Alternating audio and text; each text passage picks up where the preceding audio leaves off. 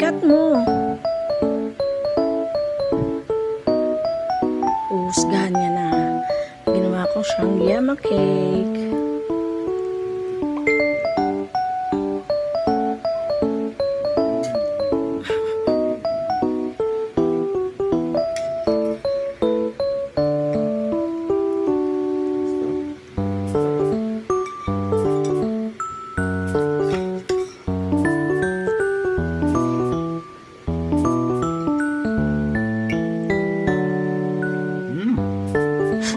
Okay.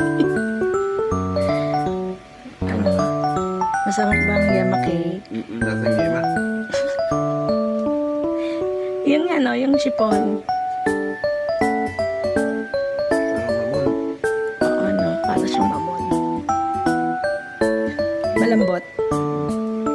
Pasado. Sarap. Mainit na kape. Siyempre ako, tsaa. MX3.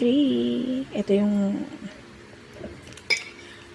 ginagawa ni Mamang tea. Ito yung kanyang tea.